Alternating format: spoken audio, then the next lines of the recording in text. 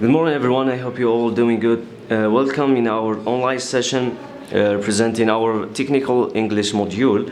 This course will be given for the second year LMD in the Sciences and Technology faculty.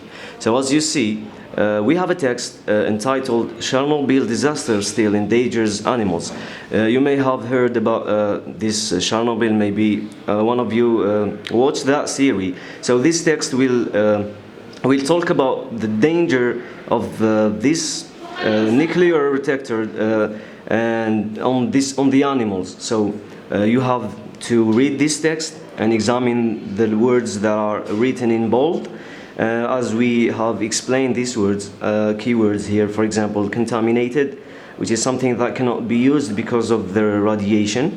And we have, for example, the verb diminish, so it means go down. These are the list of the words that you might have wanted to know and to know their meanings. As the grammar lesson, we have chosen today the use of the simple past related to this story of the Chernobyl, which happened in the past. So we are going to talk about the use of the simple past. The simple past tense, sometimes called the preterit, it is used to talk about completed action in a time before now. So we have examples from the text. The Chernobyl disaster, in which a nuclear reactor exploded in 1986. My father died last year. He lived in Fiji in 1976. So we have chosen some examples from the text. You always use the past when you say when something happened, so it's associated with certain past time expressions. For example, frequency, often, sometimes, always. I sometimes walked home at lunchtime. I often brought my lunch to school. We saw a good film last week, so we have last week. Yesterday, I arrived in Genoa. She finished her work at 7 o'clock. So we have these frequency words that represent the use of the past tense. Okay, we come to forming the simple past tense. We have patterns of simple past tense for regular verbs.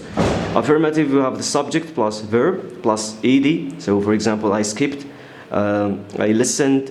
Yeah, these are some examples.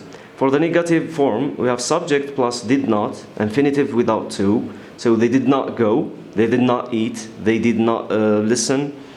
For the interrogative, I mean, when you come to ask questions, you use did, plus the subject, plus the infinitive without to. We say verb stem. So here, did she arrive? And for the interrogative negative, we use did not, and as the same rule as the affirmative type. For example, we have the verb to walk. I walked, I didn't walk, and did I walk? And you might find these examples too, so you have to check it. Now we go to notes on affirmative, negative, and interrogatives forms. The affirmative of the simple past tense is simple. I was in Japan last year, for example. And we have negative and interrogative. For the negative and interrogative simple past, from to do as an ordinary verb, use the auxiliary did. Example, we didn't do our homework last night. The negative of have in the simple past is usually formed using the auxiliary did, but sometimes by simply adding not or the contraction nt. The interrogative form of the have in the simple past normally uses the auxiliary did. We have examples. They weren't in Rio last summer. They didn't have any money. They didn't have time to visit the Eiffel Tower, and other examples. Note, for the negative and interrogative form of all verbs in simple past, always use the auxiliary did. And we have simple past irregular verbs. So for the irregular verbs, you may search for that list of the regular verbs. Some verbs are regular in the simple past. Here are the most common ones. To go, it becomes went. He went to the club last night. Did he go to the cinema last night? And we have to give. We gave. It changed to gave. And we have to come. My parents came to visit me last July. We didn't come because it was raining. So you may have found also some other irregular verbs.